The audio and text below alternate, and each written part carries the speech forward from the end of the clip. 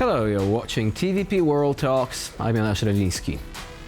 In a somewhat unexpected development, a new unofficial Ukraine peace plan has surfaced, causing a major stir among the stakeholders of the conflict.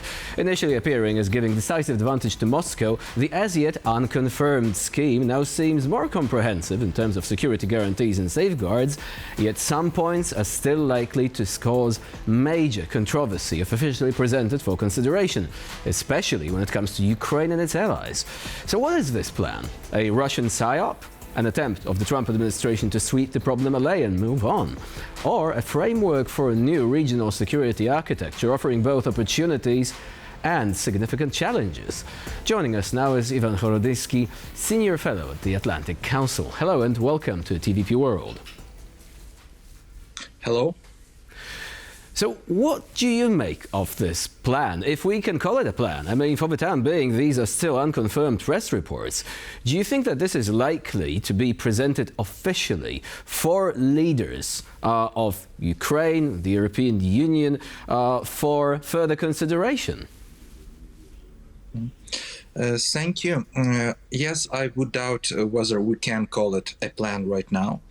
As for now, it's a list of possible conditions, but since Trump's inauguration, it's the most specific list and the most specific vision of certain points at which the war between Russia and Ukraine may stop. From my point of view, it's not even the United States, but the Trump's wish to end the war, to add one more ended war to his list of ended wars.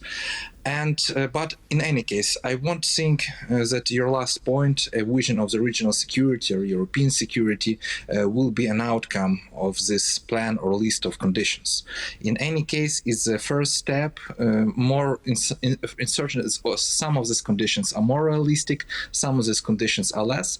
But definitely, yes, it's possible, very possible, that they will be negotiated at the highest level. Now, I do remember another controversial plan many years ago being called as like the first infant steps, to which some people replied, okay, infants have a tendency to trip and fall over. Now, let's take a look at this from the standpoint of Ukraine. If this is presented in the same form as it has been published by Axios, should President Zelensky simply throw it away, or would this at least be the basis for further discussions? It's a very hard question, because if I were at the standing of Zelensky, I would ask myself whether it is possible in future, in visible future, to trade better conditions. Because we remember the meeting in February in the Oval Office between Trump and Zelensky, and during next 9 months in Ukraine, I'm not seeing that our situation became better. We are in hard conditions, and situations becoming more and more harder. And this is not an influence of foreign partners. It's a question of the internal decisions. So no major needed internal decisions were taken in Ukraine. And our situation currently very much depends on the situation, the front line situation, the economy situation, with energy, etc. And these are all very hard questions. Definitely, what can I say is that the most sensitive questions, including territory and the cut off of the Ukrainian armed forces, they will be negotiated, debated, and discussed. I think that at least some part of these points are more realistic than they were in February or in previous versions of plans. But again, it's very much depends on our situation in Ukraine, in the front line, and the support of our at least European partners. So let's talk about this alleged plan, this draft, or whatever we may call it, in terms of the good, the bad, and the ugly. Is there anything good about it so far, or at least any improvements compared to what we knew yesterday? Because we do have some more details today, and some things have changed. We don't know all the details about this plan. Yes, definitely it is so. I have seen, you see, in any case, there are no major improvements that Ukraine could say that this is our victory. So in this plan, the question of territory is decided not in the very bad way for Ukraine, but of course, not as Putin wishes it to be decided, that we leave major parts of our territory in not only in Donetsk, but also in Zaporizhia and Kherson regions. In this plan, for example, there have not been raised questions of reparations.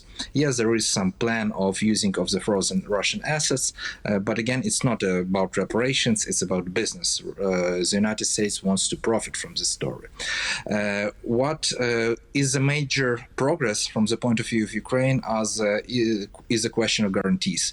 Even that formula that is discussed or rumored that United States are providing 10 years guarantee compared to the Article 5th of NATO, it's a major step forward because, again, in February, Trump's administration wasn't even ready to discuss any form of such guarantees.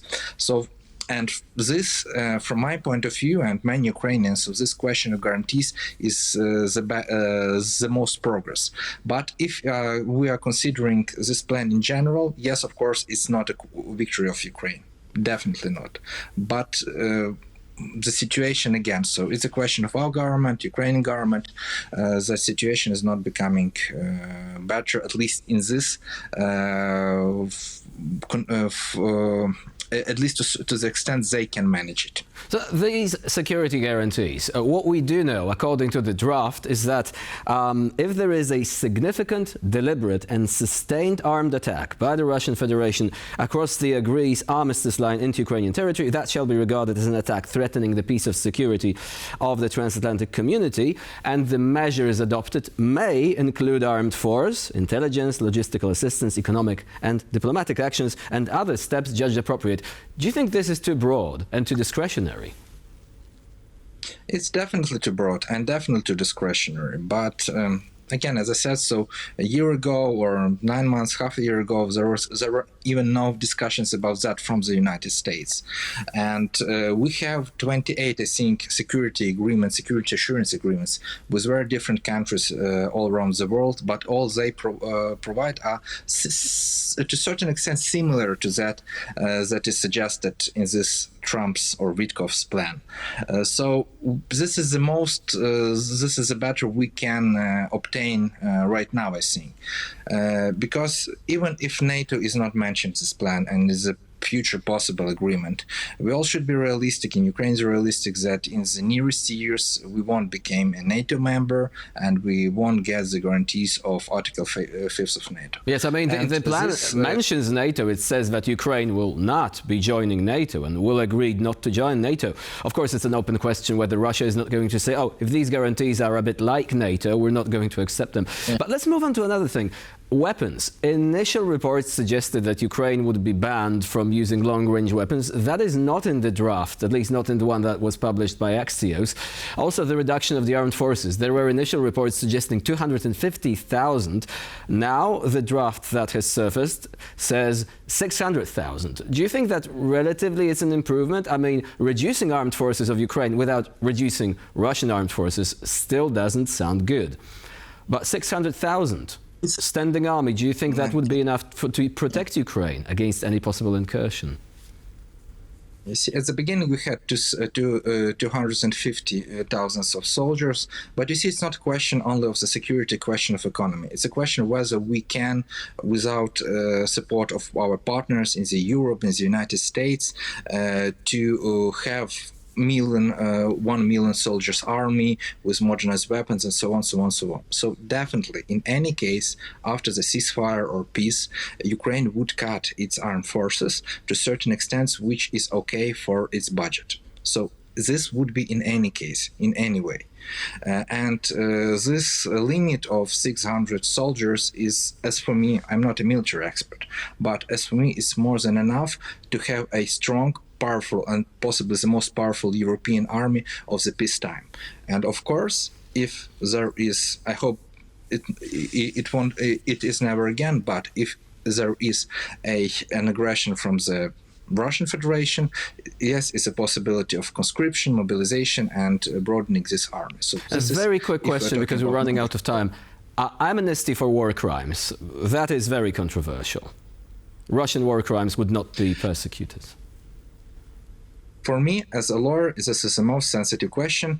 There are some international mechanisms which have been already created, and I think this question will be debated. And I think this amnesty will be limited to those who haven't committed crimes against humanity and war crimes. I think so, but I want to hope. But again, it's a question of trading and what are conditions and suggestions on the opposite sides. Because, okay, no amnesty, but we are not leaving our prisoners of war, Ukrainians who are still in the Russian jails. This will be a hard discussion.